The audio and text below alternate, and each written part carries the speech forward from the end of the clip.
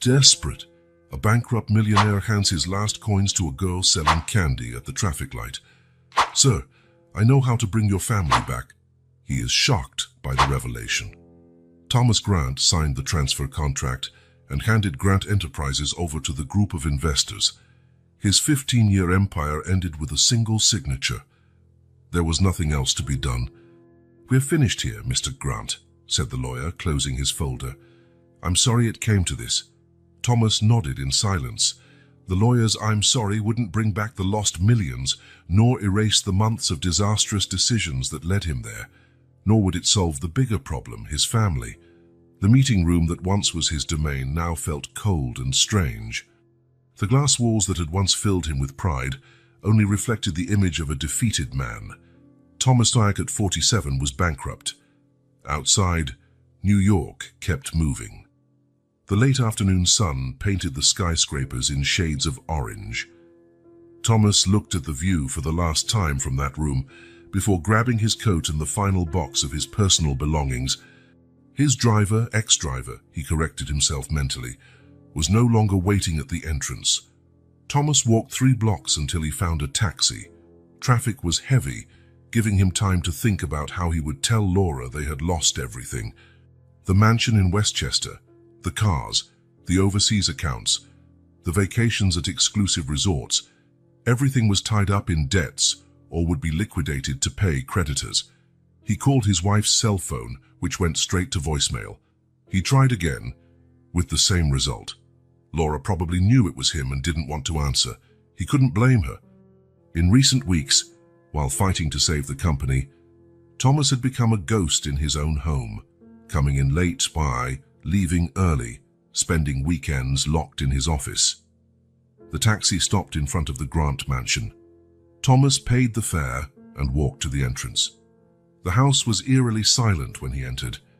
Under normal circumstances, he would be hearing Michael playing the piano in the music room or Laura talking on the phone with some friend. "Laura?" Thomas called, leaving the box in the foyer. "Michael?" No answer. He walked through the house, checking each room. In the master bedroom, he found his first clue. Laura's closets were half empty. In Michael's room, several clothes and his favorite video games were gone. Thomas rushed downstairs and found an envelope on the kitchen table with his name on it. Inside, a handwritten letter. "Thomas, Michael and I are going to stay with my sister in Boston for a while. We need space to think. For months, yet you've been absent even when physically present. I don't know how to reach you anymore. I fear our family is no longer your priority. The missed calls, the empty dinners, the broken promises. Yesterday, Michael asked if you still care about us. I didn't know what to say. Please, don't try to contact us for now. When we're ready, we'll be in touch." Laura. Thomas reread the letter 3 times. The date at the top showed it had been written that very morning, hours before he signed the contract sealing his financial fate. Laura didn't even know yet that they were broke. He picked up the phone and tried calling again. This time it went straight to voicemail. "Laura, please call me as soon as you hear this. It's important. We need to talk." In the following days, Thomas had to face not only the reality of his bankruptcy, but also the silence of his wife and son. His lawyers confirmed what he already knew. The mansion would have to be sold, as well as the cars and practically everything of value they owned. The only contact he had with Laura came through brief messages in which she reported that Michael was fine and asked Thomas to give them the space they had requested. He wanted to tell her about their financial situation, but something held him back. Pride, perhaps, or fear of losing his family for good once they learned the truth. A week after signing the papers, Thomas moved into a small rental apartment in Queens. It was a modest place with 2 bedrooms, completely different from the Westchester mansion. The few pieces of furniture were bought from second-hand stores. The small savings he had managed to hide from creditors wouldn't last long. Sitting on a cheap chair, looking out the window at the building across the street, Thomas reflected on how his life had collapsed so quickly. Just 3 months earlier, Grant Enterprises had been valued at $85 million. He had been invited to speak at Harvard about entrepreneurship. Business magazines called him a visionary. Then the problems came. First, his partner Marcus's betrayal, diverting money to an account in the Bahamas. Then the loss of the government contract that would have guaranteed cash flow for the next 2 years. Finally, his own desperate decisions, risky investments, loans with abusive interest rates, deals with people he secretly knew weren't trustworthy. Thomas had believed he could fix everything himself, as he always had throughout his career. He hadn't even told Laura about the problems. Why burden her with worries he believed he could solve on his own? Now, he realized his mistake. While he fought to save the company, he had neglected what truly mattered. Laura's complaints about his absence from family dinners, Michael's missed calls about school basketball games, birthdays celebrated in a hurry, it all piled up until the breaking point. 2 weeks after settling into the new apartment, Thomas finally mustered the courage to call Laura's sister in Boston. She was the one who answered. "Thomas?" Patricia's voice was cold, distant. "Laura doesn't want to talk to you right now. I need to speak with her, Patricia. It's important. It's about..." He hesitated. "About what?" "More promises you won't keep." Thomas took a deep breath. "I've lost everything, Patricia. The company, the house, the money. I'm bankrupt. Laura and Michael need to know." There was a long silence on the other end of the line. Finally, Patricia spoke. "I'll tell her, but don't expect it to change anything, Thomas. You lost them long before you lost your money." The call ended, leaving Thomas alone with his thoughts again. Patricia's words echoed in his mind. He had lost his family long before he lost his fortune. That night, staring at the peeling ceiling of his new apartment, Thomas understood that money could somehow be recovered. New business opportunities could arise, but regaining his wife's trust and his son's respect, this would be much harder. For the first time in years, Thomas cried. Not for the lost company or the status he no longer had, but for the family he might never get back. The businessman who once belittled other people's hardships now faced his own downfall, with no safety net. Thomas was alone, and the reality he had always ignored now stared back at him mercilessly. The alarm didn't go off that morning. He didn't need it anymore. Thomas woke up at 5:30, as he had every day for the past 20 years, even though he had nowhere to go. The peeling ceiling of his Queen's apartment was the first thing he saw, a constant reminder of where he had ended up. He got out of the simple bed and walked to the small kitchen. He was running low on coffee. He would have to ration it. Every penny counted now. While the water heated on the stove, Thomas looked out the window at the street coming to life. Hurried workers, mothers taking children to school, delivery people starting their routes, ordinary people living ordinary lives, something he had always observed from a distance, from the heights of his privileged position. The apartment was Spartan, a living room with an old sofa, a table with 2 chairs, a small TV. On the wall, a single picture, a photo of Michael at age 10 holding a science trophy. Thomas didn't remember the competition. He was probably away on a business trip. It had been 3 weeks since Laura and Michael left for Boston. 2 weeks since Patricia, Laura's sister, promised to tell her about the bankruptcy, and a week since his last contact, a short message from Laura asking for his new address to send some documents Thomas would need. No mention of the news about his financial ruin, no word of comfort or concern, just cold formality. Thomas opened the nearly empty fridge and took out an egg and a piece of bread. His breakfast was so different from the elaborate Sunday brunches he used to have in Westchester. He remembered the last time the whole family ate together, almost 2 months ago. Michael had been talking about a school project, and Laura was mentioning a new restaurant in the neighborhood. Thomas barely paid attention, checking emails on his phone. What he wouldn't give to go back to that moment and do it differently. After eating, Thomas put on the only suit he had left and went out. He was determined to find work, any work. But he soon discovered that his name, once a door opener, now closed them. Grant Enterprises' bankruptcy had been news in business circles, and no one wanted to hire a failed CEO. especially one whose downfall was so spectacular and left so many furious creditors in its wake. "I'm sorry, Mr. Grant, but your experience is, let's say, excessive for this position," said the manager of a mid-sized financial firm, obviously uncomfortable. "I'm willing to start at the bottom," Thomas insisted. "That's not the problem, it's your recent history. Well, you understand. Maybe try again in a few months, when the dust settles." The dust. That was how they referred to his destroyed life. By late afternoon, after 5 similar interviews, Thomas sat down on a bench in Central Park. The place was filled with tourists taking pictures, couples holding hands, children running around. He watched a family having a picnic, a father, a mother, and 2 small kids. They laughed together, shared sandwiches, living a simple moment that seemed to contain all the happiness in the world. Thomas remembered the time he tried to organize a picnic with Laura and Michael 2 years ago. He had hired a chef to prepare the food and a decorator to arrange everything. In the end, an emergency call from the office made him leave in a rush. Laura and Michael ended up having the picnic alone. He never saw the photos. Back at his apartment, Thomas reviewed his finances again.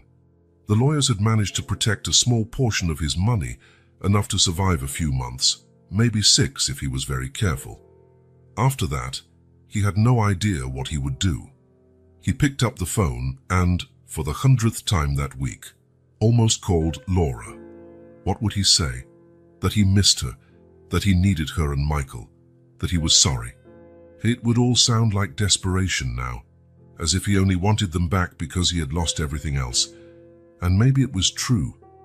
Thomas no longer knew how to distinguish his real feelings from those brought on by loneliness and fear. He loved his family, of that he was sure, but for years he had acted as if the company was his #1 priority. How could he expect Laura to believe he had changed now? In the following days, Thomas established a routine.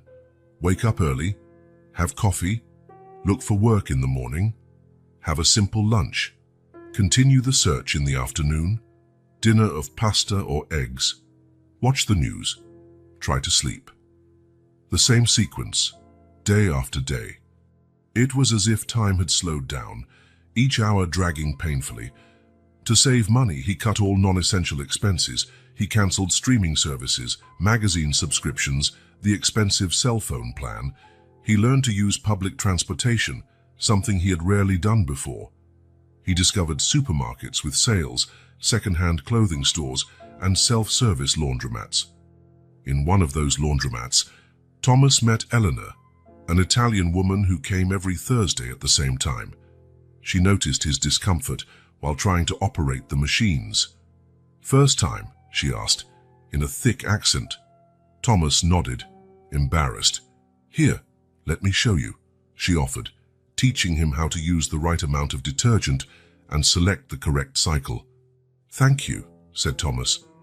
"I'm adjusting to some changes." Elena looked at him for a moment, as if she could see beyond his still neat but already worn appearance. "That's life. Ups and downs. You get used to it." Those simple words, "you get used to it," stayed with Thomas. Was it possible to get used to this new reality? To accept that he would never again have the power and status he once had, that he might never get his family back? At night, alone in the silent apartment, Thomas picked up a notebook and began to write. It wasn't something he usually did, but he felt the need to organize his thoughts. He listed everything he had lost: the company, the mansion, the cars, the investments, the respect of his colleagues. Then, on another page, he listed what he still had: health, a few months of financial security, education, experience. On the last page, he wrote, "What do I want to get back?" The answer was immediate: Laura and Michael. Not the mansion, not the cars, not the company, his family. Thomas then realized he needed to rebuild not only his financial life, but himself.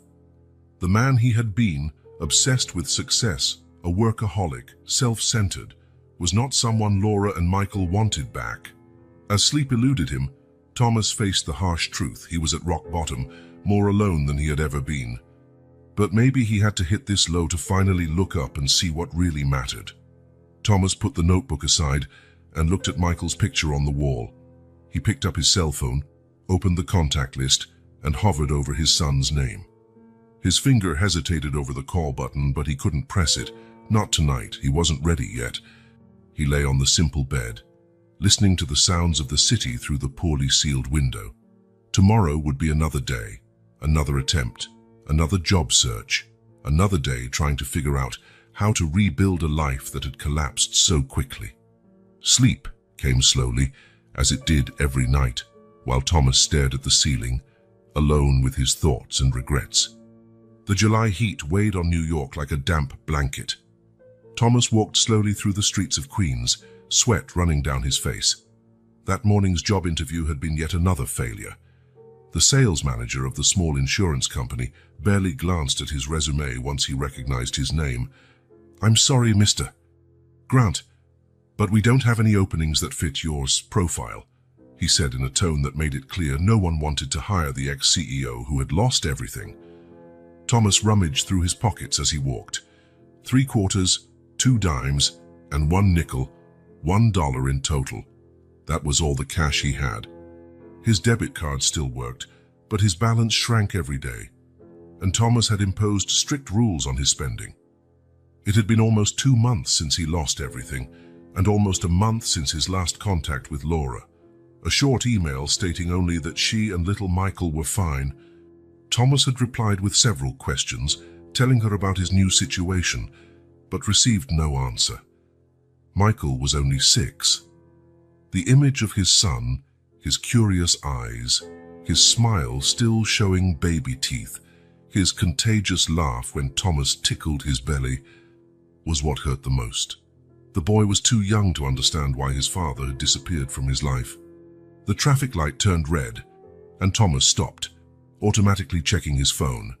Nothing. No messages, no calls. The screen showed only Michael's photo as the wallpaper, an image captured last Christmas when the boy opened his favorite present, a plush dinosaur almost bigger than he was. That was when he saw her. A girl, maybe 10 or 11, stood on the sidewalk holding a small cardboard box. She had brown hair tied in 2 messy braids and wore jean shorts with a faded yellow t-shirt. Her sneakers were visibly worn, with the right shoelace knotted to hold it together. "Candy, sir, just $1, the girl said when she noticed Thomas watching her. Thomas almost automatically refused. The dollar in his pocket was his last cash until he got home, where he kept a small reserve for emergencies. But there was something in the girl's eyes, a mixture of sadness and determination, that made him stop. "What kind of candy?" he asked, surprising even himself. The girl smiled, revealing a missing front tooth. "Peanut chocolate or caramel," she replied, holding out the box so he could see better. Thomas looked at the coins in his hand. That dollar could buy a cheap coffee the next morning, something he considered essential to his job search. But the girl's gaze, so serious for someone so young, touched something inside him. "I'll take the chocolate one," he said, handing over all the coins. The girl counted them carefully. "It's exactly $1, she noted, giving him a small package. Thomas accepted the candy, noticing the girl was still there, watching him curiously. There was something in her eyes, a wisdom beyond her years, that intrigued him. "What's your name?" he asked. "Emma," she replied, still looking at him intently. Thomas nodded, not sure why he continued the conversation. "I'm Thomas. You look sad," Emma said suddenly, catching him off guard. Thomas hesitated. It felt strange being so easily read by a child. "I'm going through a tough time," he finally admitted. Emma tilted her head slightly. "Like what?" Thomas didn't know how to explain bankruptcy, divorce, and loss to a child. "Let's just say I made some mistakes, big ones, and now I'm alone." Emma nodded, as if she completely understood. "My mom says everyone makes mistakes. What's important is learning from them." "Your mom seems wise," Thomas commented. "She is." Emma smiled. "But she's also always tired. She works cleaning 2 houses. That's why I sell candy to help out a bit." Thomas felt a lump in his throat. The girl was so young and already had responsibilities children her age shouldn't have. "Well, good luck with your sales, Emma," he said, preparing to continue on his way. "Sir," Emma called out, making him stop. "I know how to bring your family back." Thomas froze. He turned slowly, looking at the girl. "What? Your family?" Emma repeated casually. "You said you're sad and alone because of mistakes you made, and you keep looking at that photo on your phone." She pointed at the device in Thomas's hand. "It's the same as the little boy I met in the park. He also keeps looking at a photo of his dad." Thomas felt his heart speed up. "Which boy?" "A little boy who comes to the park with his mum. He said his dad lives in New York, but they had to move." Emma paused. "His name is Michael." The name hit Thomas like a shock. It could be a coincidence. Michael was a common name. But what if it was his Michael? Laura had mentioned staying with her sister in Boston, but that was weeks ago. Could they have changed their plans? "Michael." Thomas tried to keep his voice calm. "What does he look like? How old is he?" Emma shrugged. "About 6, I think. Has black hair like yours and talks funny because he lost his front teeth. He always brings a toy dinosaur to the park." Thomas felt his legs go weak. The dinosaur, the Christmas present, the missing front teeth. Michael had lost his 2 front teeth in May, just before they left. It had to be him. "Emma!" Thomas tried to control the emotion in his voice. "That park, where is it?" "Astoria Park," Emma answered. "I go there with my mom on Sundays when she's off work. Michael and his mom come almost every time. Astoria Park. Less than 40 minutes from where Thomas was now. His son had been so close all this time." Do they live around here?" he asked, barely able to breathe. Emma nodded. "Michael said they moved recently. I think they live near my aunt, in those new houses on the other side of the park." Thomas ran his hand through his hair, trying to process the information. Laura and Michael weren't in Boston. They were here, in Queens, practically in the same neighborhood as he was. "Emma," he said, kneeling to her eye level. "What else did Michael say about his dad?" Emma frowned, thinking. "He said his dad had a big office in Manhattan but doesn't have it anymore. He said his dad never played with him because he was always busy." She paused. "But he also said he misses him and that his mom cries at night." Every word Emma spoke felt like a knife. Thomas imagined his little son talking about him to a stranger in the park, telling her how his dad never had time to play. And Laura, crying alone at night. "He showed me a photo of you guys," Emma continued, "somewhere with a huge hole in the ground. The Grand Canyon," Thomas whispered. "They had gone there last year when Michael was just 5. The boy was fascinated by how big the canyon was, asking endlessly how something could be so large." "That's it," Emma exclaimed. "He said it was the best trip of his life." Thomas couldn't hold back his tears. The best trip of Michael's life. And he had spent half of it on the phone dealing with company issues. "Emma," said Thomas, his voice shaking, "this is very important to me. Do you know when they go to the park again?" "Sundays, almost always," Emma replied. "After lunch. His mum takes a book and sits on a bench while he plays on the playground." Sunday, only 3 days away. Thomas could see his son in 3 days. "Are you going to go talk to them?" Emma asked, curious. Thomas hesitated. He couldn't just show up. Laura would probably be furious. And Michael, how would the boy react to seeing his father after so long? He needed to plan carefully. "I'm not sure yet," he answered honestly. "I think I need to figure out the best way to approach them." Emma nodded seriously. "If you want some advice, bring Michael a present. He loves dinosaurs. And tell him you're sorry. My mom always says apologizing is the first step." Thomas smiled through his tears. "Your mom really is very wise." Emma looked at the digital clock on the traffic light. "I have to go. I promised my mom I'd be back before 5 to help with dinner." "Of course," Thomas said. "Thank you, Emma. You have no idea how much you helped me today." The girl shrugged, as if giving information that could change someone's life was routine. I hope you can talk to your son. He seems to miss you." As Emma packed her candy into her worn backpack, Thomas had an idea. "Emma, do you come here often?" "Almost every day after school," she replied. "Now on vacation, I come from 2 to 4. Can we meet again tomorrow, maybe?" Thomas hesitated. He didn't have much money, but he wanted to repay her in some way. "I could buy more candy." Emma considered the proposal. "Okay, but you don't need to buy more candy if you can't. I just want to know if you managed to talk to your son." The girl's generosity moved Thomas deeply. "Thank you, Emma. See you tomorrow then." Thomas watched as Emma walked away, disappearing into the crowd of pedestrians. He remained standing there, in the middle of the bustling sidewalk, overwhelmed by a mix of emotions so intense he could barely breathe.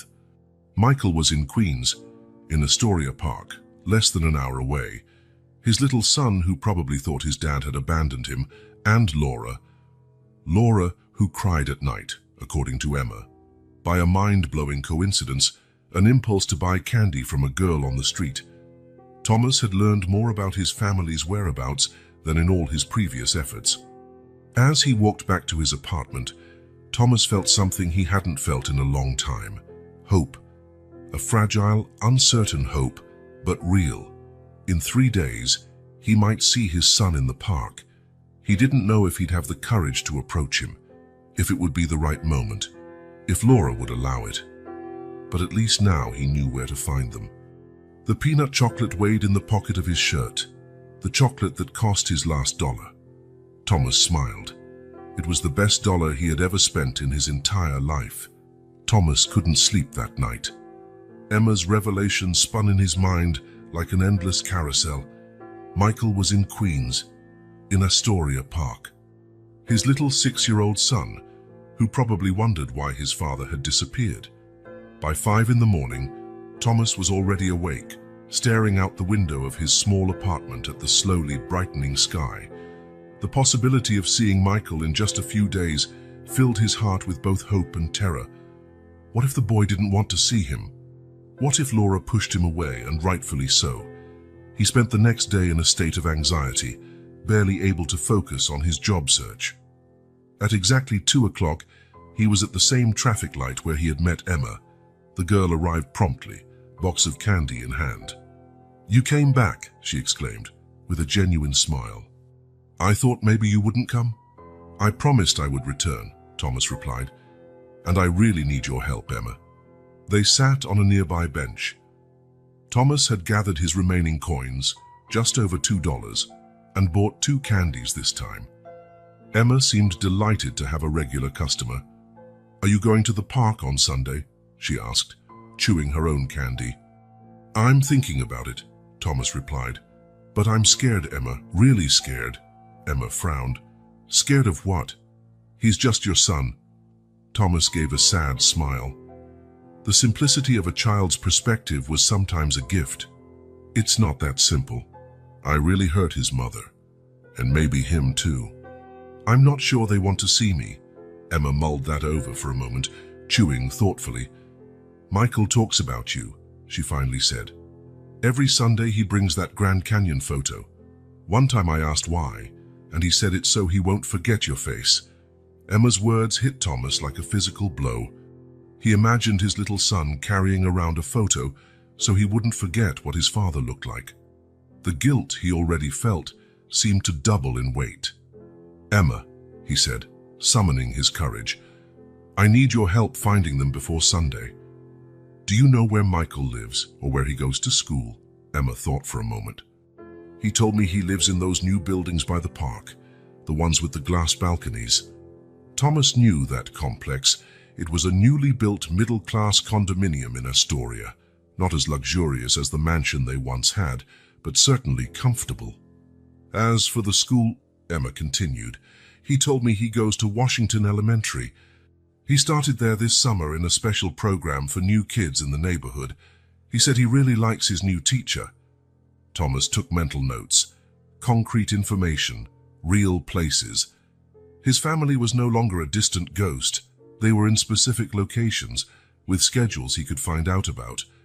"Anything else you remember?" he asked, trying not to sound desperate. Any detail?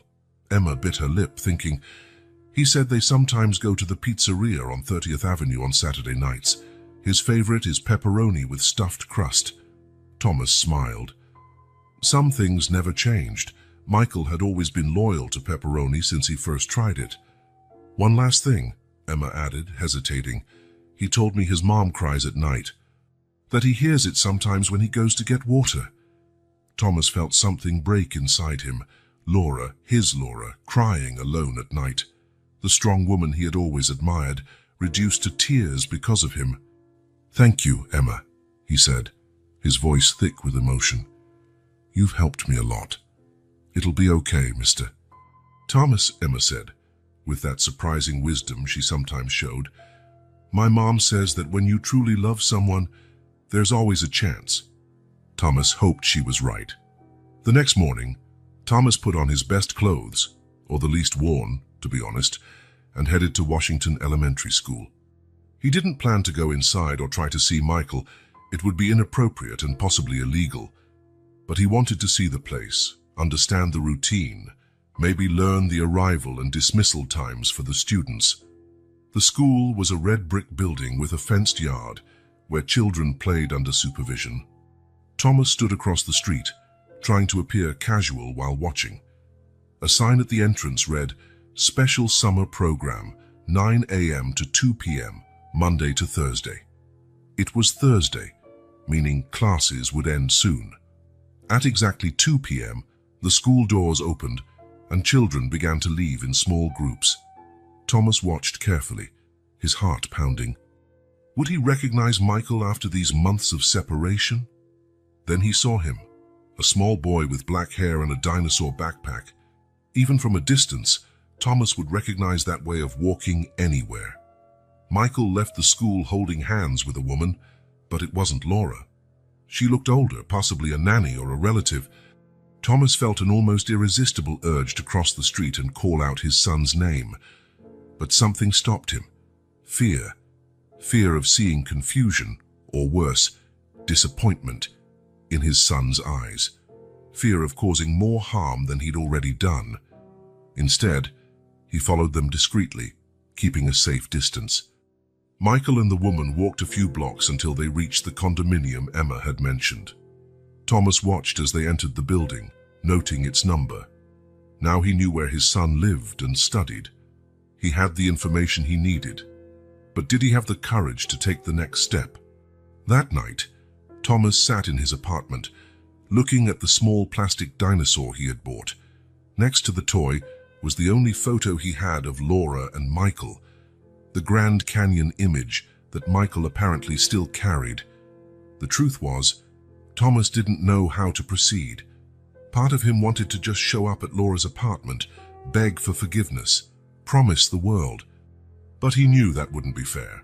Laura deserved more than desperate apologies and empty promises. Thomas picked up a notebook and began writing.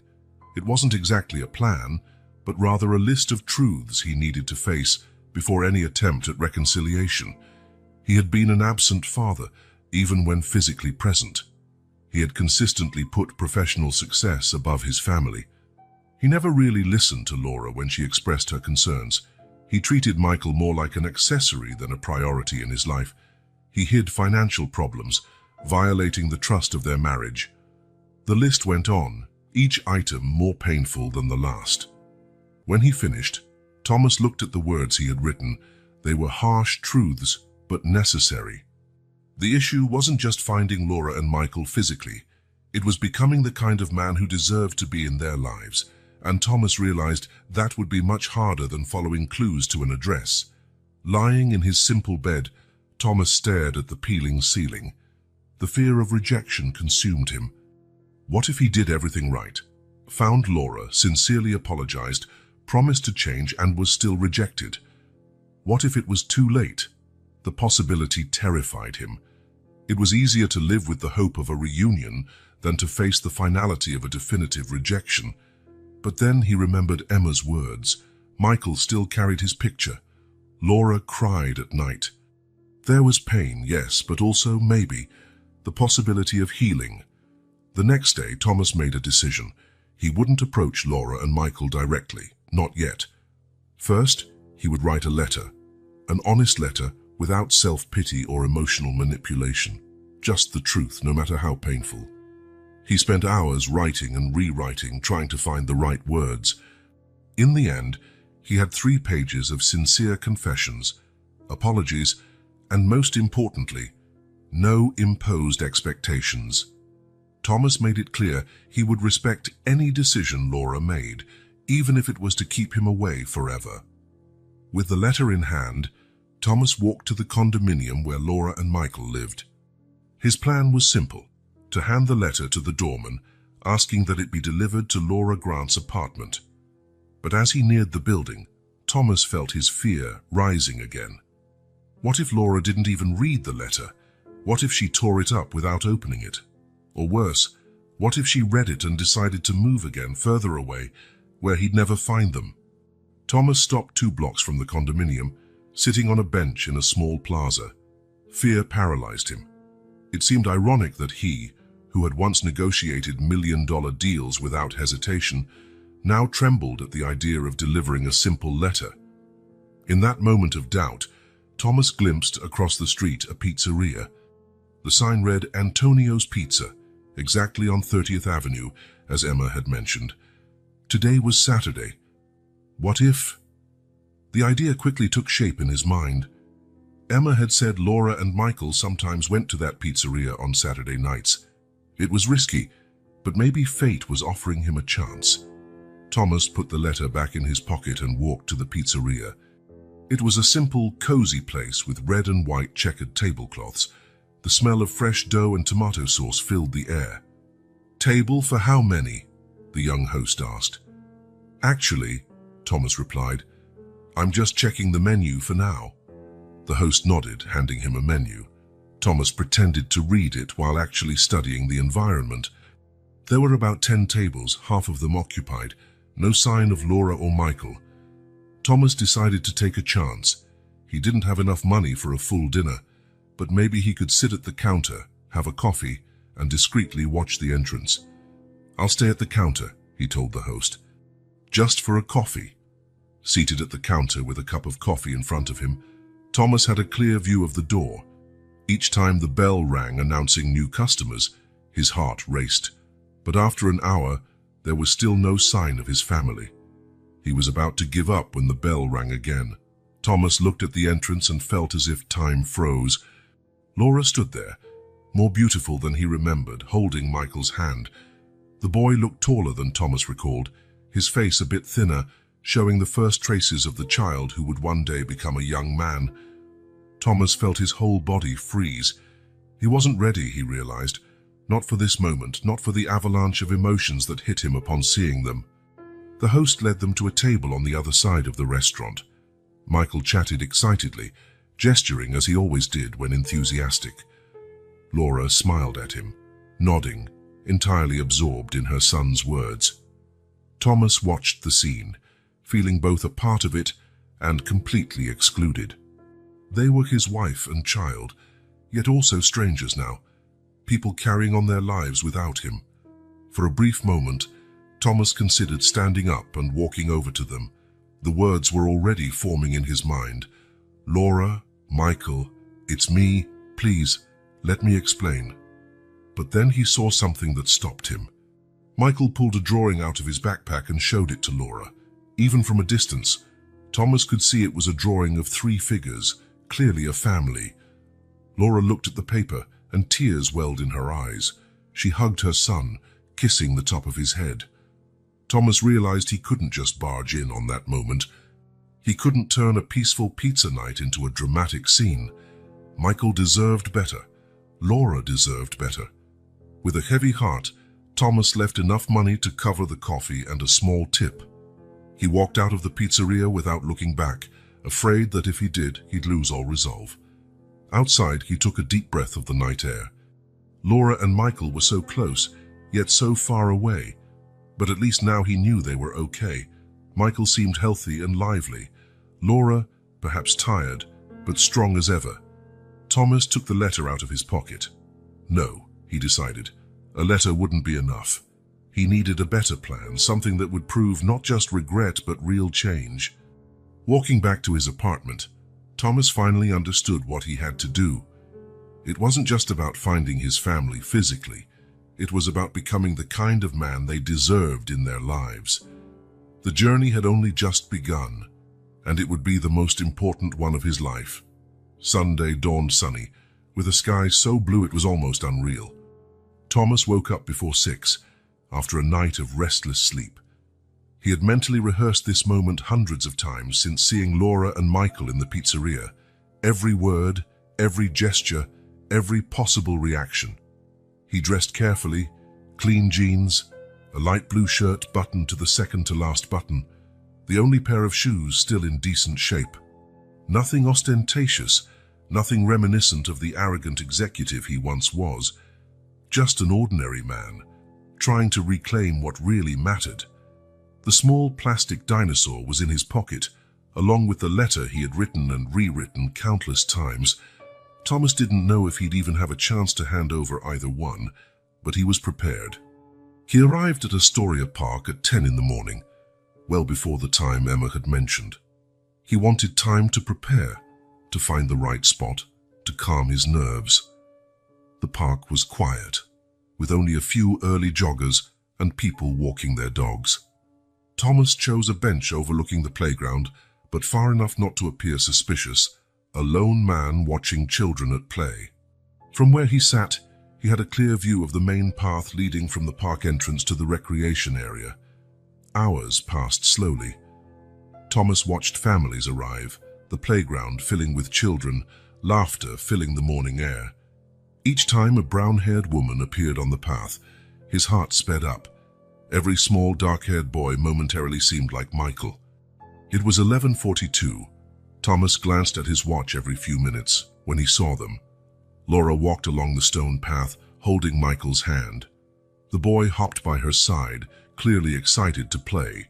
She wore jeans, a simple white blouse, and sunglasses.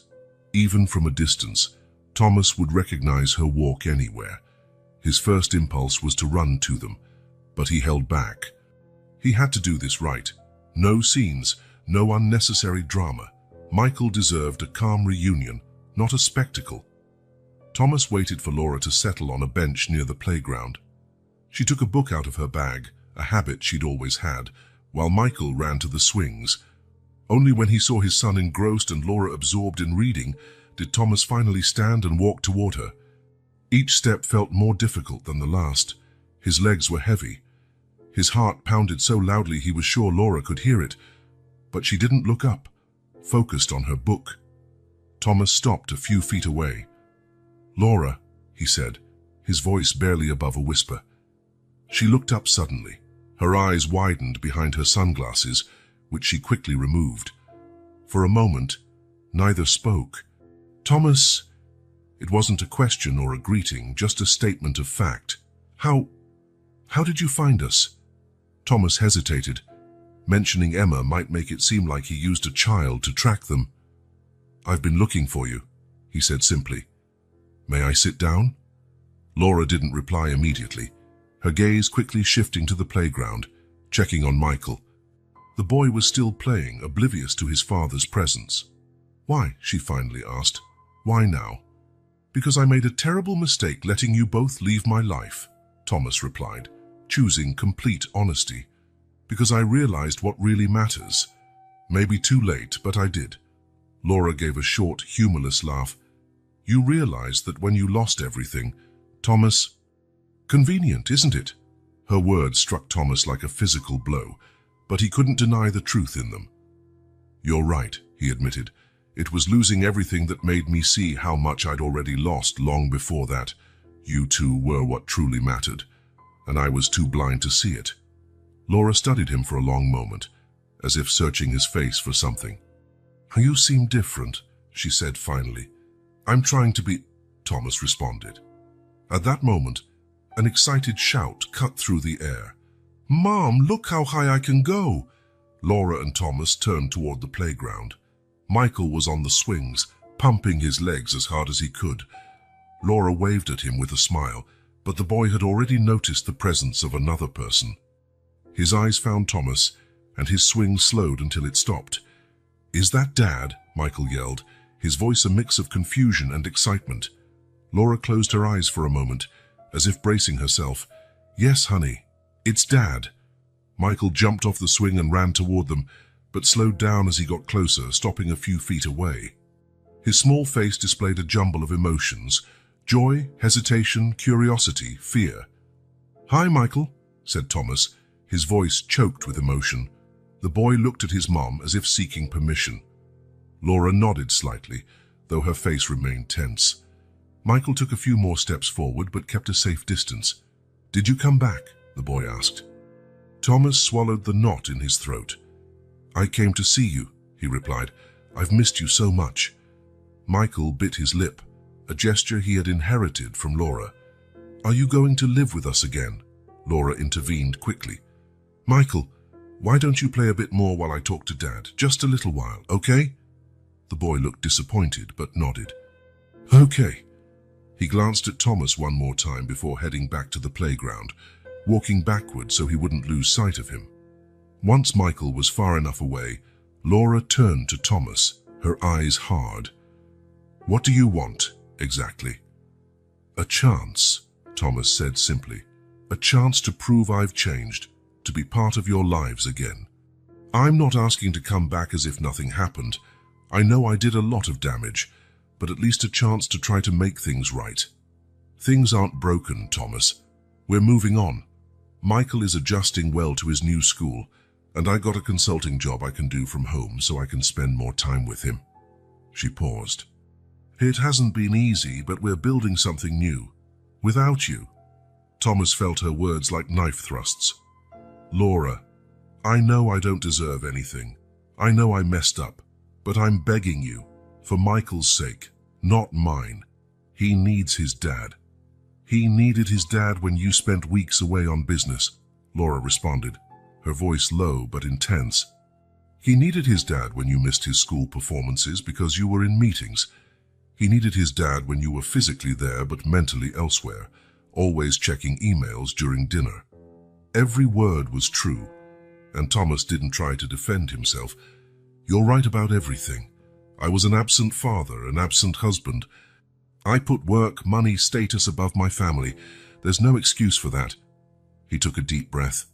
"All I can say is that losing you made me realize what I'd done, and that I'd give anything to have a chance to do things differently."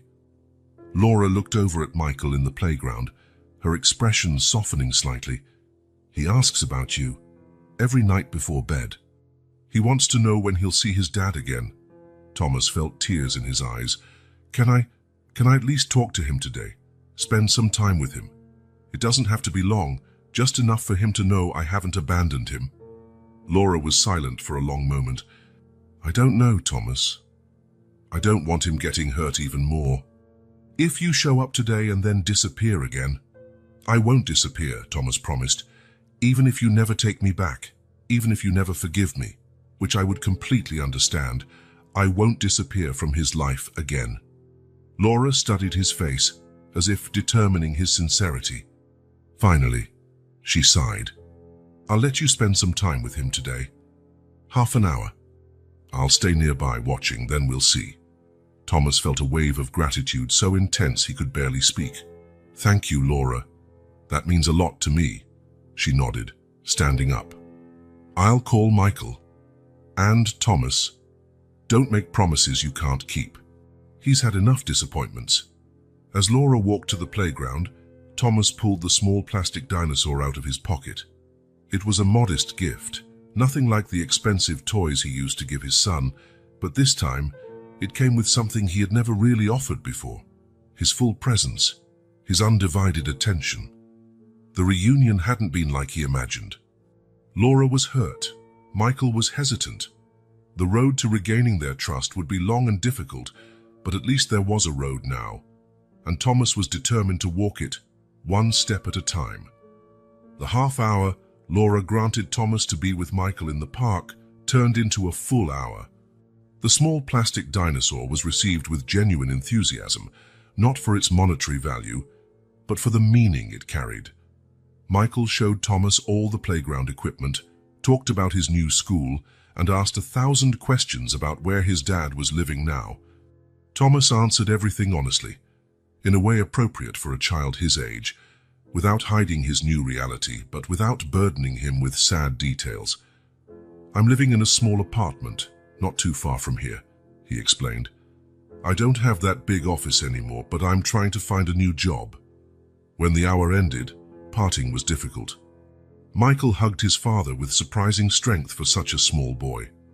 "Will you come back?" he asked, tears gathering in his eyes. Thomas looked at Laura, who was watching with an unreadable expression. "If your mum allows." "Yes," he answered carefully. "I'd really like to." Laura sighed but nodded slightly. "We can meet here again next Sunday." It was the first small step. For the next 3 Sundays, Thomas met Laura and Michael in the same park. Each time, he arrived punctually, always bringing small handmade gifts for his son, a special paper airplane he'd learned to fold, a collection of interesting stones he found on his walks, a little storybook bought at a used bookstore. On their 4th meeting, he summoned the courage to invite them to something else. "I was thinking," he said to Laura while they watched Michael on the slide, "maybe I could pick Michael up from school one day during the week. Take him for ice cream or something." Laura was silent for a moment. "I'm not sure, Thomas." "I understand your hesitation," he said quickly. "I really do. I just thought maybe, well, it would be good for him, and I could take him straight home afterward." Laura studied him closely. "You really have changed, haven't you?" "I'm trying," Thomas answered sincerely, "every day." The old Thomas would have argued, tried to convince me with logic, maybe even gotten angry at my reluctance, she noted. Thomas gave a slight smile. The old Thomas was a jerk. That earned a small smile from Laura, the first he'd seen in months. "Thursday," she finally said. "You can pick him up at 3 and have him back by 5, not a minute later." When Thomas arrived at the school on Thursday, precisely at 3, Michael could hardly contain his excitement. "Dad," he shouted, running toward him as soon as he saw him at the gate. "Mum said you'd come, Aunt, but I wasn't sure it was true." The boy's doubt pained Thomas, but he understood. How many times had he promised to be there for a school event, only to cancel at the last minute? "I'll always come when I say I will, Michael," he promised, kneeling to look at his son at eye level. Always. That afternoon was magical. Thomas took Michael to a small ice cream shop, then to a different park than the one where they met on Sundays. He sat on the ground to play with his son, something he rarely used to do, always worried about his expensive suit or the calls he had to make.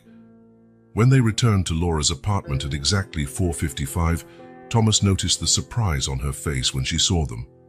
"I thought you'd bring him at 5, she said, checking the clock. "You said not a minute after 5, Thomas replied. "I wanted to make sure we got here on time," Laura nodded slowly. "Would you like to stay for a snack before you go, Thomas?" It was a small invitation, almost insignificant, but Thomas recognized it for what it was, another small step. Over the following weeks, a new routine formed. Thomas met Laura and Michael in the park on Sundays and picked his son up from school on Thursdays. Occasionally, Laura invited him to stay for dinner after those afternoons. During those times, Thomas observed how she had organized their lives in the small apartment. Photos on the walls, Michael's drawings on the fridge, a calm routine with no constant phone ringing or emergency meetings. During these dinners, Thomas made an effort to truly listen. In the past, he had always dominated conversations, talking about business, interrupting Laura whenever she tried to discuss anything domestic or related to Michael. Now, he listened attentively as she talked about her consulting work, Michael's progress at school, and the small challenges and joys of everyday life. "You're so quiet lately," Laura said one evening after Michael had gone to bed. "I'm trying to listen more and talk less," Thomas answered. "I realized I spent years talking when I should have been listening." Laura studied him for a moment. "How's the job search going?" Thomas sighed, a topic he tended to avoid out of pride. "It's tough. My name is still tarnished in the market. I've been looking at different things outside the finance sector, but it's not easy to start over at 47. Laura nodded sympathetically. And the money? Running out, he admitted. I have enough for a few more months of rent, maybe. I've picked up some temporary gigs helping with moves, painting, things like that. Nothing permanent. That must be hard, Laura said, and there was no mockery in her voice, just genuine empathy. It is, Thomas agreed, but it's also enlightening. I never truly appreciated what I had, not just the money and status, but especially you two. Now when I spend a Sunday in the park with Michael, or an afternoon helping him with his Lego dinosaur, or even just sitting here talking to you, I realize it's worth more than any bank account. Laura didn't reply, but her gaze softened. One Thursday night, 2 months after their reunion in the park, something unexpected happened. Thomas had taken Michael out for ice cream, as usual, and they were returning to Laura's apartment. They were going up the stairs when Michael suddenly asked, "Dad, why don't you move back in with us?" Thomas stopped, not sure how to answer. "It's complicated, son. Is Mom still mad at you?" "It's not that," Thomas answered gently. "I hurt your mom a lot. And you too. I need to show that I've really changed before we can be a family again, if that ever happens." "But you did change," Michael insisted. "You come see me every Sunday. You really play with me now. You're not on the phone all the time anymore." Thomas smiled sadly. "Yes, I'm trying, but some things take time to rebuild, you know. Like when you knock over a Lego tower, sometimes it takes a while to put it all back together." When they reached the apartment, Michael ran to Laura, who was making dinner in the kitchen. "Mom, why can't Dad move back in with us?" Laura froze, looking at Thomas with alarm. "Michael, it's not that simple." "Yes, it is," the boy insisted. "He changed. He's not like he was before. Please, Mom, let him come back." "Michael," Thomas intervened softly, "your Mom's right. It's more complicated than that. Why don't you go wash your hands for dinner while we talk, okay?" Reluctantly, Michael left the kitchen, leaving the two adults in uncomfortable silence. "I'm sorry," Thomas said immediately. "I didn't put that idea in his head, I swear." "I know," Laura replied, turning her attention back to the pan on the stove. "He's been talking about it for weeks." Thomas didn't know what to say. Part of him wanted to seize the opportunity, express how much he wanted exactly what Michael had suggested. But he knew pressuring Laura would be a mistake. "I'll talk to him," Thomas offered. "Explain that it's more complicated." Laura was silent for a moment, stirring the sauce more vigorously than needed. "Have you thought about moving back to Westchester?" she finally asked. The question caught Thomas off guard. "Move back? No, honestly, I can't afford to live there now. And all my memories of that place are, well, of the man I used to be. Not necessarily to our old house," Laura clarified, "but to the town. I've been thinking about it. Michael misses his friends from the old school, and my consulting job can be done anywhere." Thomas felt his heart accelerate. "You're considering moving back?" "I'm considering a lot of things," Laura said, still not looking at him. "Including the fact that my son misses his father, and maybe I do too." It was said so quietly that Thomas almost didn't hear it. But those words sparked a hope he hardly dared to feel. "Laura," he said carefully, "if you're thinking of going back to Westchester, I could try to find something there too. A job, a place to live. I'm not suggesting we live together immediately. I know we're not ready for that, but we could be closer for Michael's sake." Laura finally turned to face him. "Would you do that? Start from scratch in Westchester?" "I'd do that and so much more," Thomas said without hesitation. "I want to be present in your lives, Laura, not like before, always rushing, always absent, even when physically present. I want to truly be there every day. Be the father Michael deserves, and maybe one day the husband you deserve." Laura studied his face for a long moment. "I still don't fully trust you, Thomas. Not completely." "I know," he replied, "and I don't expect you to. I only ask for a chance to keep proving day by day that I've changed." At that moment, Michael returned to the kitchen, his hands still damp and his eyes hopeful. "What are you talking about?" Laura and Thomas exchanged looks.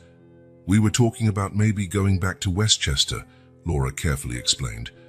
"Not to our old house, but to the same town. What do you think?" Michael's eyes widened. "All of us, that you too, Dad?" Thomas looked at Laura, who nodded slightly. "Yes, Michael, me too. Not in the same house, at least not now, but we'd all be in the same town and I could see you a lot more often." Michael let out a cry of joy and hugged both parents around their legs, and they exchanged looks over the top of his head.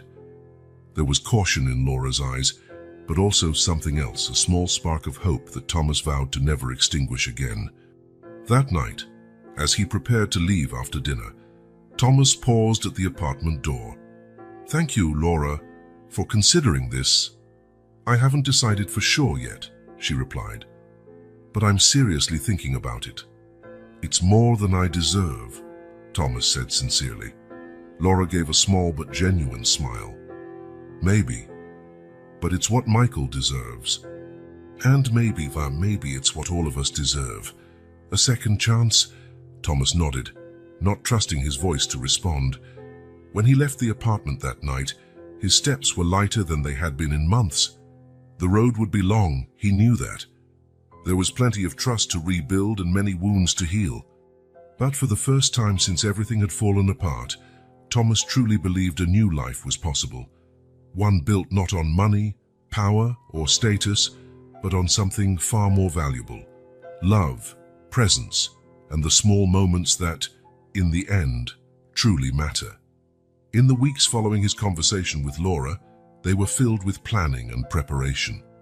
After much discussion, she finally agreed to return to New York, not to the luxurious mansion where they once lived, but to a comfortable, modest house Thomas had found for rent in the same neighborhood. He, in turn, managed to get a small apartment just 10 minutes away. The arrangement was clear. They weren't moving back in as a family, at least not yet. This would be a transition period, a chance for Thomas to prove, day by day, that his change was genuine and permanent.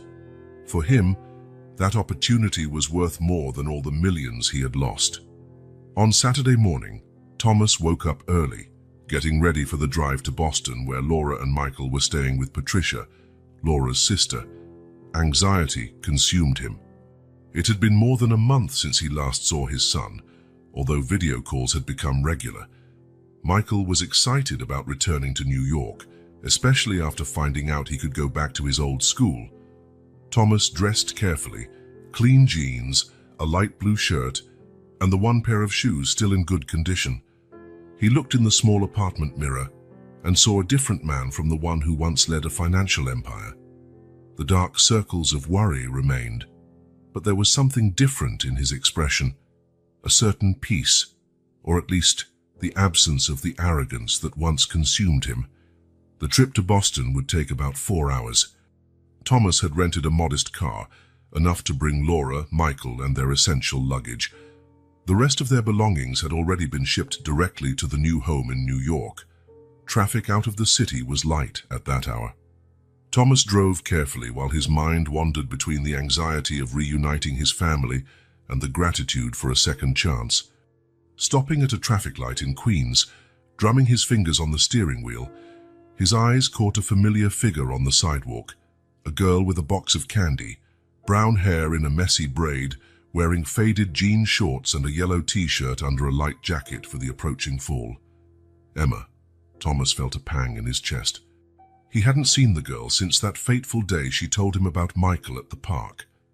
With all that had happened, the reunion with his family, the regular visits, the plans for moving, he had completely forgotten about the little candy seller who played such a crucial role in his journey. Without a second thought, Thomas parked the car nearby and walked to the traffic light where Emma stood. The girl was busy arranging candy in her box and didn't see him approach. "Hi, Emma," Thomas said gently. The girl looked up, briefly confused, then her face lit up in recognition. "Mr. Thomas," she exclaimed, smiling to reveal the same gap from her missing front tooth.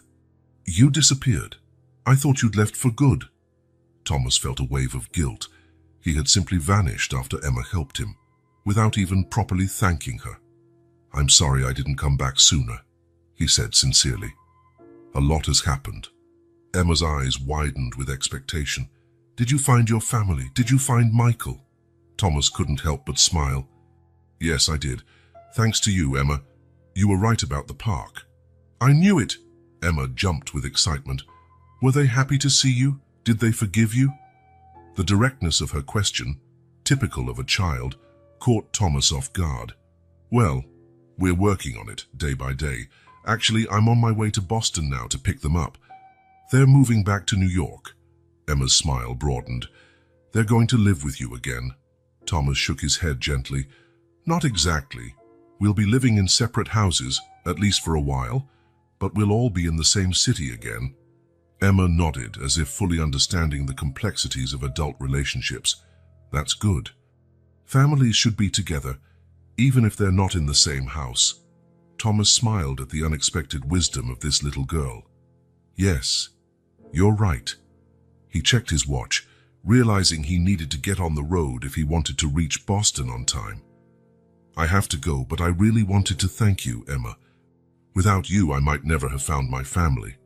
Emma smiled, but there was a hint of sadness in her eyes. Are you leaving again? The question hit him. Thomas realized how much abandonment this child might have already experienced in her short life. I'm going to Boston to pick up my family, but I'll be back tonight. A sudden idea came to him. Emma, would you like to come with me? To Boston? Her eyes went wide. For the trip, Thomas clarified, to meet Michael and Laura, to help us come back home. It would be a day trip adventure. Emma looked at him with a mix of hope and caution. My mom wouldn't let me. She doesn't know you. Thomas thought for a moment. Is your mom working right now? Emma nodded. She's cleaning a big house in Manhattan. She won't be home until tonight. Do you have a neighbor or someone we can leave a note with, so she knows where you are? Emma seemed to consider the idea. Mr. Martinez at the grocery store. He always looks after me when Mom's working. We can leave a note with him. Great, Thomas agreed. We'll go there. Leave a note explaining everything and my phone number. Then we'll head to Boston. What do you think? Emma nodded enthusiastically. Okay. Can I bring my candy? Of course, Thomas smiled. Michael will probably love it. Together, they walked to a small grocery store on the corner, where an older Hispanic man greeted Emma with familiarity. Thomas explained the situation to Mr. Martinez, who listened carefully, giving Thomas a measuring look that seemed to judge his character. I've known Emma since she was a baby, the man finally said. If she trusts you, I trust you, but leave the note and your phone number, yeah?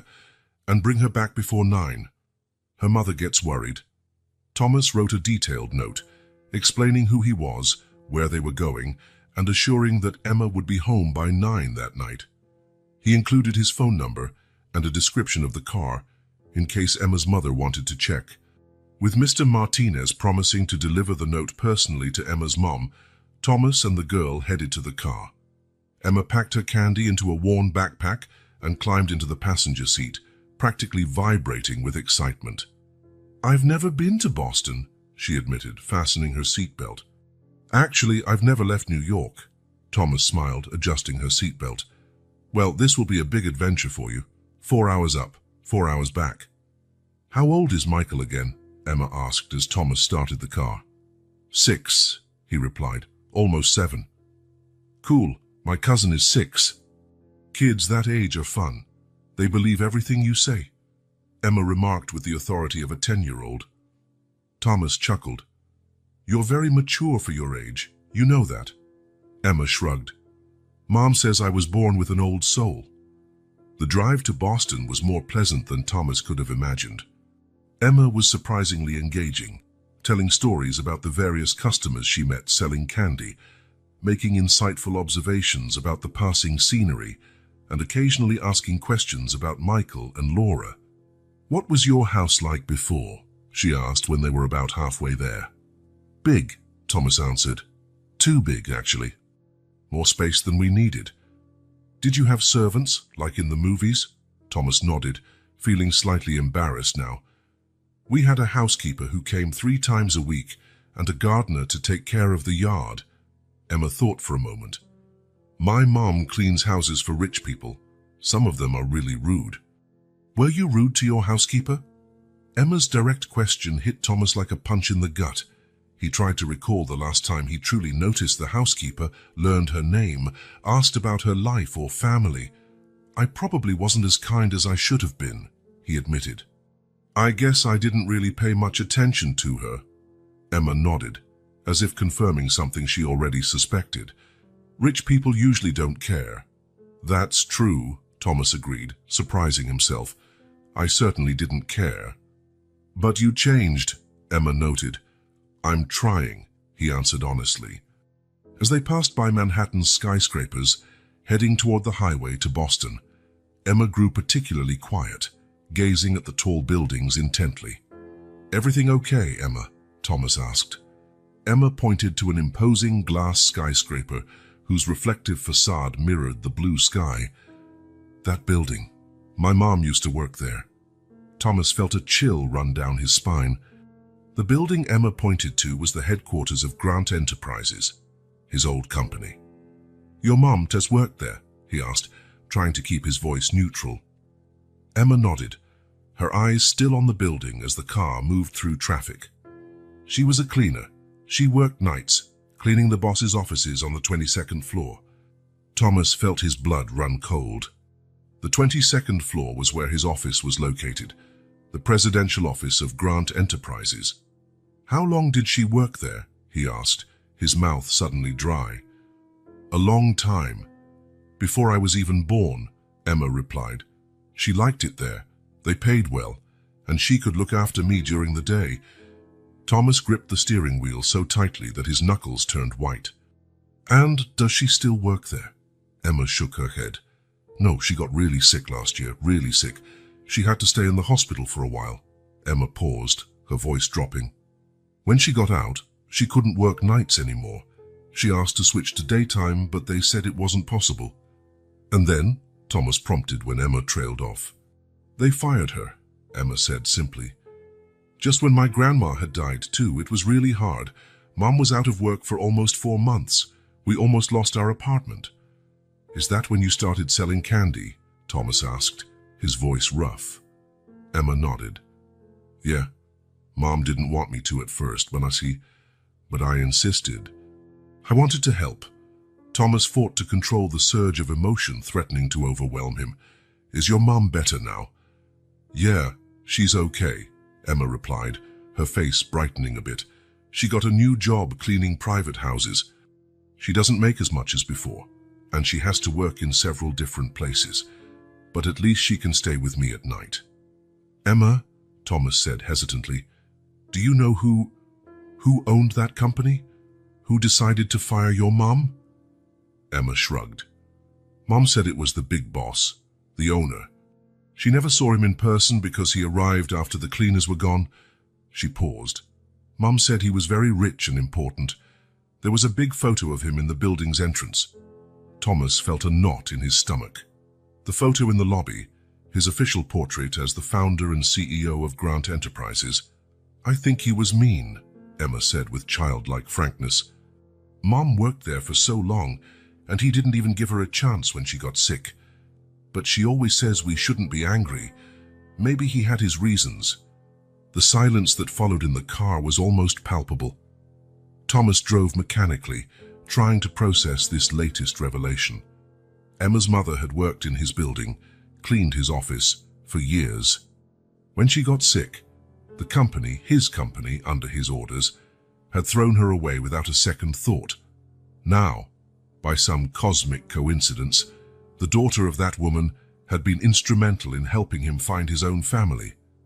The irony was overwhelming. Emma, sensing the shift but not knowing why, began pointing at other buildings and asking questions about them, effectively changing the subject. Thomas answered automatically, but his mind whirled. The rest of the trip to Boston was quieter. Emma eventually fell asleep, leaving Thomas alone with his tortured thoughts. Guilt ate at him. How many other Emma's moms had he hurt throughout his career? How many lives had been affected by his decisions, made without a second thought about the real people behind the numbers? By the time they reached Boston, it was early afternoon. Emma woke up as they entered the city, immediately fascinated by the different architecture and the feeling of being someplace new. "Is this where Michael and Laura live?" she asked, looking out the window. "Yes, with Michael's Aunt Patricia," Thomas explained. Following the GPS, they arrived at a 3-story house in the Brookline neighborhood. It was a nice building with a small, well-tended front garden. Thomas parked in front and took a deep breath, suddenly nervous. "Let's go," Emma encouraged him, already unbuckling her seatbelt. "Michael's going to be so happy to see you." Thomas smiled at her, grateful for the child's confidence. "You're right, let's go." They walked up to the door, and Thomas rang the bell. Within seconds, he heard the sound of running footsteps inside, and then the door opened, revealing Michael, with a wide smile and 2 missing front teeth. "Dad!" he exclaimed, throwing himself into Thomas's arms. Thomas lifted his son, hugging him tightly. "Hey, buddy! I've missed you so much." Michael pulled back to look at his father, then noticed Emma standing beside him. His expression shifted from surprise to curiosity. "Who's that?" "I'm Emma," she answered with a smile. "Your dad invited me to help on the trip back." Michael seemed to consider this, then smiled. "Cool. Do you want to see my toys?" Before Emma could reply, Laura appeared at the door, followed by Patricia. Laura looked tired, but a small smile graced her lips when she saw Thomas. "You're early," she commented. "Traffic was good," Thomas replied, setting Michael down. He turned to Laura, uncertain how to greet her, and settled for a nod. "Hi, Laura." "Hi, Thomas." Her eyes moved to Emma. "And who is this?" "This is Emma," Thomas explained. She helped me find you, remember? I mentioned a girl who sold candy near the park where you were." Laura's eyes widened in recognition. "Oh yes, you did mention that. I ran into her this morning on my way here and invited her to come along," Thomas said. "I hope you don't mind." Laura studied Emma for a moment, then smiled genuinely. "No, I don't mind. It's nice to finally meet you, Emma. Thomas told us how you helped him." "It was nothing," Emma replied, suddenly shy. "I just told him what I saw." "Well, thank you anyway," Laura said. Then she turned to Patricia. "This is my sister, Patricia." Patricia greeted Emma with a nod, then turned to Thomas. "You must be hungry after the drive. Why don't you come in? I made lunch." The 5 of them entered the house, Michael pulling Emma by the arm, eager to show her his toys. Laura and Thomas followed, exchanging glances as the children disappeared upstairs. "She seems like a good kid," Laura said quietly. "She's amazing," Thomas agreed, "wise beyond her years. And—" He hesitated, unsure if he should share his revelation from the trip. "And what?" Laura prompted. Thomas took a deep breath. "I learned something on the drive. Emma's mom worked at Grant Enterprises as a cleaner. She cleaned my office, Laura. At night while I was at home." Laura frowned, not immediately grasping the significance. "She got sick last year," Thomas continued. "When she came back, she asked to switch to days. And you know what happened? The company, my company, just fired her, probably under my direct orders." Understanding dawned on Laura's face. "Oh, Thomas, it's ironic, isn't it?" His voice was thick with emotion. "The girl who helped me find you, who gave me a second chance, is the daughter of someone I most likely hurt without even thinking twice." Laura laid a hand on Thomas's arm. "You didn't know. That's the problem, isn't it? I didn't know. I didn't care to know." Thomas shook his head. "Emma's mother almost lost their apartment. Emma started selling candy to help pay the bills, all because I probably signed a paper without even looking at the names on the lists." Laura gently squeezed his arm. "What are you going to do now?" The question hung between them, heavy with meaning.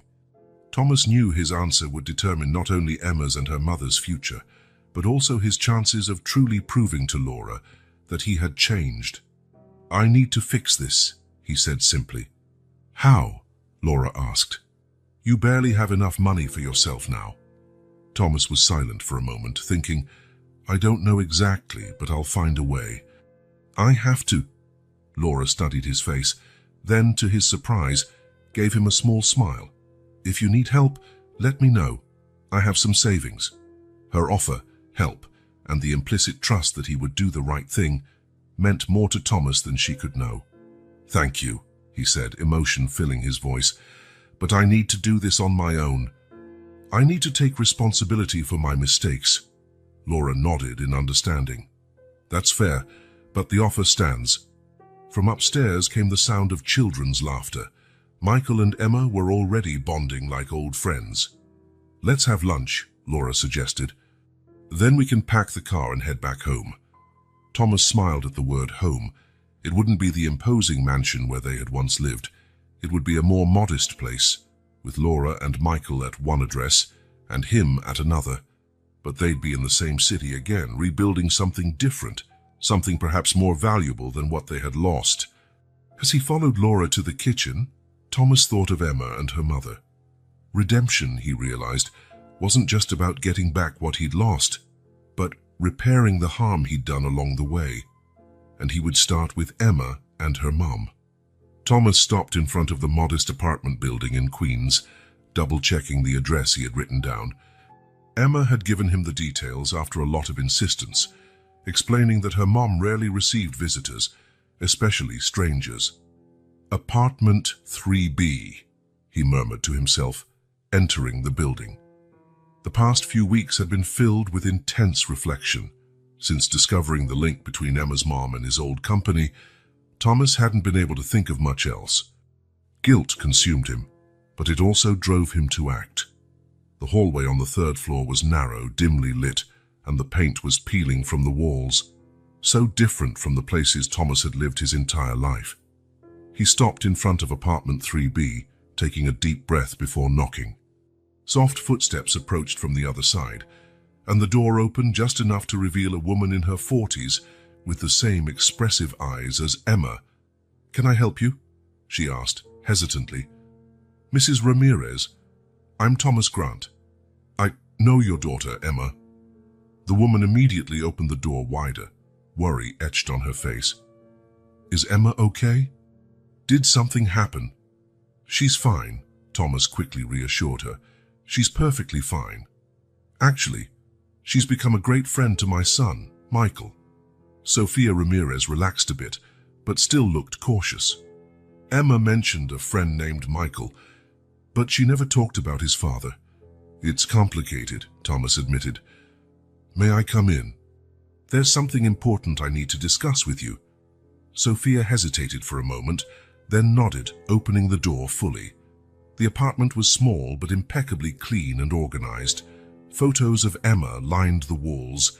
Emma as a baby, Emma on her first day of school, Emma blowing out birthday candles.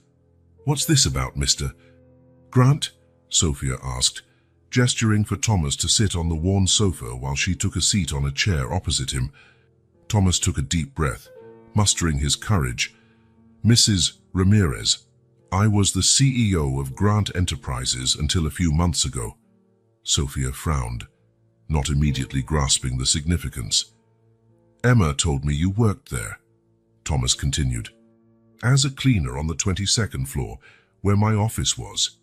Realization slowly dawned on Sophia's face, followed by a shadow of hurt. You were the owner." Her voice was almost a whisper. Thomas nodded, unable to look away, forcing himself to confront the human consequence of his past decisions. "I came here to apologize, Mrs. Ramirez. When you got sick and needed to switch shifts, the company, my company, just fired you, without considering your years of service, without considering your situation." Sophia looked down at her hands for a long moment. "I worked there for 12 years, she finally said. "I never missed a day, even when Emma was sick. And when I was diagnosed with fibromyalgia and couldn't work nights anymore. They just let me go, with a minimal severance. Each word felt like a knife to Thomas. I probably signed the dismissal order without even looking at your name. People like you were just numbers to me back then. He paused. There's no excuse for it. But I want to try to make it right. Sophia looked at him warily. How? Thomas opened the folder he'd brought. I have a proposal. I'm starting a new company, much smaller than the old one, with completely different values. And I want to offer you not just a job that accommodates your health condition, but full medical coverage for your treatment. He held out an envelope. This is a check covering 1 year of rent for this apartment, plus a formal job offer detailing salary and benefits. It also includes information about a fibromyalgia specialist who has agreed to be your doctor, with all expenses covered. Sophia looked at the envelope without taking it, visibly stunned. This is very generous. It's only fair, Thomas corrected. I'm not asking for forgiveness, just a chance to repair a wrong. When Thomas left Sophia's apartment an hour later, he felt both exhausted and revitalized. She had accepted his proposal, not without reservations, but with the dignity of someone who wasn't receiving charity, but an earned opportunity. On his way back to his own apartment, Thomas called Laura. I just left Emma's mom's place, he said when she answered. How did it go? Laura's voice was soft, concerned. Hard, necessary, liberating. Thomas paused at a traffic light. She accepted my offer. I'm proud of you, Thomas, Laura said, surprising him. That means a lot. It does to me, too, he replied. 6 months later, New Horizon Consulting was officially established. Starting with only 3 employees, Thomas or Sophia as the administrative manager, and a young newly graduated analyst, the company occupied a modest space in a mid-range commercial building.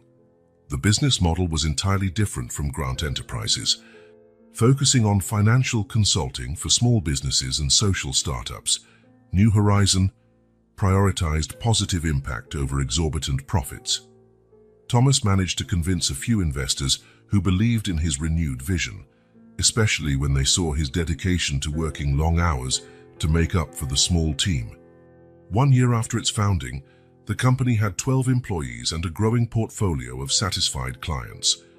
Thomas's more humane approach, now knowing each employee's name and story, led to loyalty and an exceptionally positive work environment.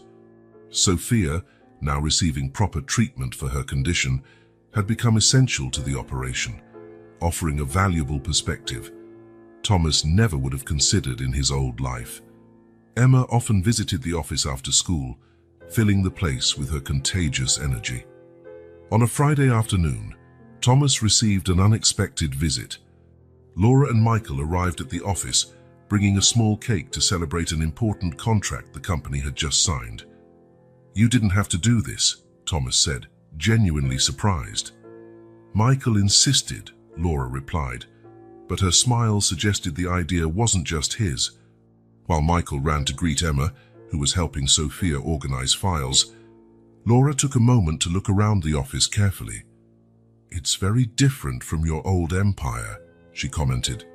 Thank God, Thomas replied, laughing. Laura looked at Sophia, who smiled as the children excitedly told some story. She seems well. She's responding very well to the treatment, Thomas confirmed. The doctor says her quality of life has greatly improved. Laura turned to him, her eyes softer than they'd been in a long time. You really have changed, Thomas. Not just in words, but in actions. I had to lose everything to figure out what really mattered, he said. And even so, I needed the help of a little girl selling candy to truly see. Laura lightly touched his arm. Sometimes we need to fall in order to learn how to get up the right way.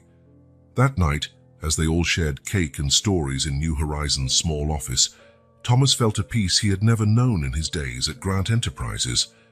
Watching Michael play with Emma, Sophia chat happily with Laura, and his small team, who felt more like family, Thomas understood the meaning of true success. His financial empire had collapsed, but in its place, something far more valuable was flourishing, a business built on solid values, genuine relationships, and a sincere desire to make a difference in people's lives. Thomas had finally found his true new beginning. 2 years had passed since the founding of New Horizon Consulting. What began as a small office with just 3 employees now occupied an entire floor of a modest commercial building with a team of 25 people. It wasn't the empire Thomas once commanded, but he was far prouder of it. On a sunny spring morning, Thomas arrived at the office earlier than usual. He had an important presentation for a potential client that afternoon, but first, he wanted to double-check details for the birthday party he was organizing for Michael, who would turn 9 on Saturday. As he brewed his coffee, Sophia walked into the small break room, smiling at the sight of him. "Good morning, Thomas. You're in early today." "Morning, Sophia. I wanted to get a head start on some things. How are the party preparations?" Sophia smiled. "All under control. Emma is so excited she could hardly sleep last night. She finished making Michael's gift, a scrapbook of all their adventures over the last 2 years." Thomas smiled, imagining how much care Emma, now 12, must have put into that gift. She and Michael had become inseparable, a friendship that transcended their age difference, one everyone knew would last a lifetime. "And how are you feeling?" Thomas asked kindly. "Is the new treatment helping?" Sophia nodded, gratitude shining in her eyes. "Much better. Dr. Martinez says my latest tests show a significant improvement. The new medications work wonders. And being able to work flexible hours makes a huge difference in managing my symptoms."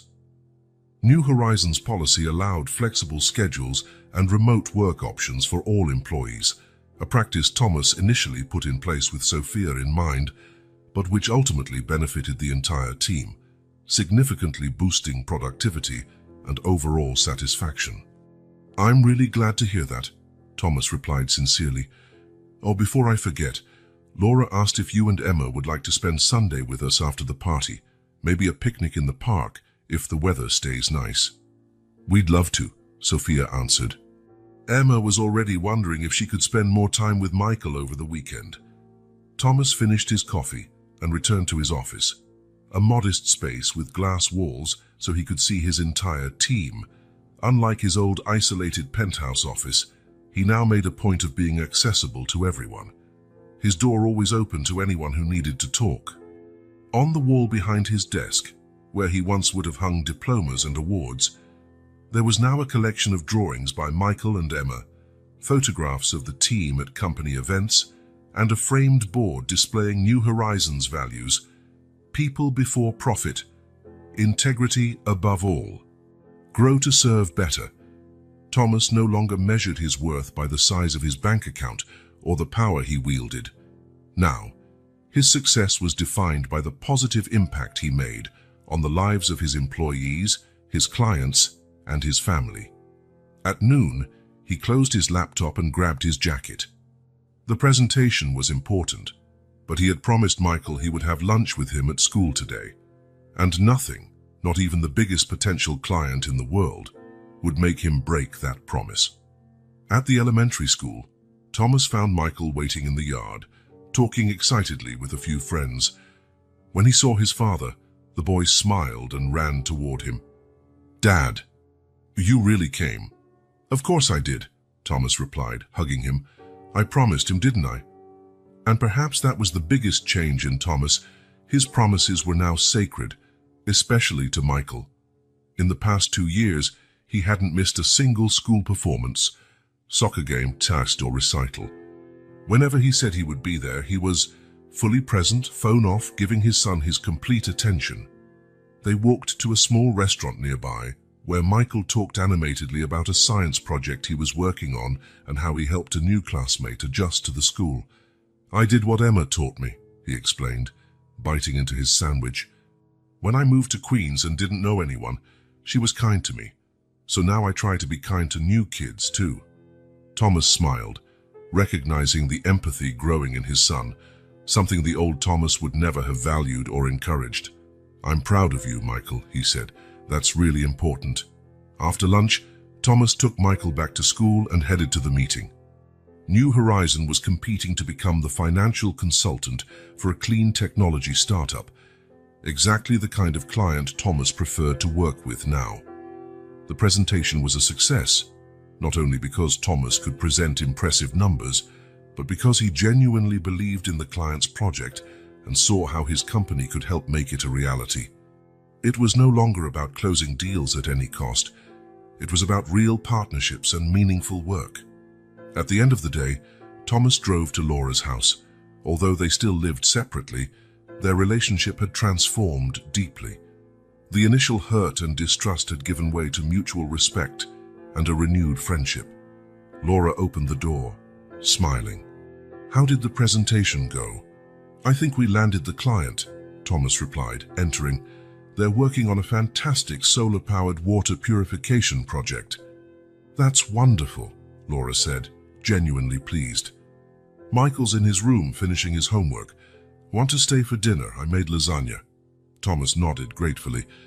Family dinners had become a regular event now, even with them living in separate homes.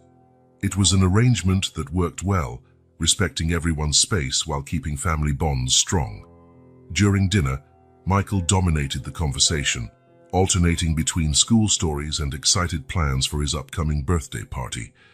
Thomas and Laura exchanged occasional glances, a silent communication between parents finally on the same page. Later, while Michael took his bath, Laura and Thomas sat on the porch, enjoying the mild evening breeze. "Are you happy, Thomas?" Laura asked suddenly. Thomas considered the question for a moment. "Yes. Not in the way I thought I'd be happy when I was building Grant Enterprises. It's a more genuine happiness." He paused. "What about you?" Laura smiled. "I'm happy too. Michael is thriving. You've become the father he always needed. And me?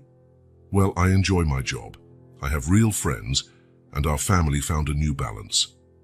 They were silent for a moment, reflecting on how far they had come from the dark days of bankruptcy and separation. "You know," Thomas finally said, "I never properly thanked you." "For what?" "For not giving up on me completely. For giving me a second chance, even when I didn't deserve it." Laura looked at him tenderly. "You earned that second chance the moment you decided to truly change, not just to get your family back, but to become a better person. When I saw how you cared about Sophia and Emma, how you were determined to fix your mistakes even though it brought you no direct benefit, that's when I knew the man I fell in love with was still there, just waiting to come back." Thomas felt a wave of emotion. "Losing everything was the best thing that could have happened to me," he admitted. "If I'd kept going down that road, I can't even imagine the man I'd be today." The next morning, upon arriving at the office, Thomas found an email confirming they had secured the contract with the clean tech startup.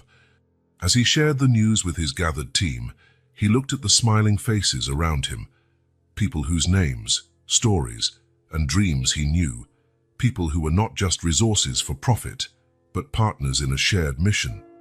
Sophia was there, healthy and confident, far from the desperate, sick woman who almost lost everything because of an impersonal decision signed in a boardroom by a man who didn't care. Emma would be visiting after school, bringing her energy and precocious wisdom that had taught Thomas so much. Later that afternoon, Laura called to confirm the final details of Michael's birthday party, her voice warm with a rekindled closeness. Thomas looked out his office window at New York's blue sky.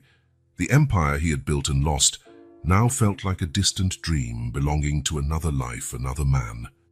What he had now, a company founded on values, a son who admired him for who he was rather than what he owned, and an honest relationship with Laura, was infinitely more precious.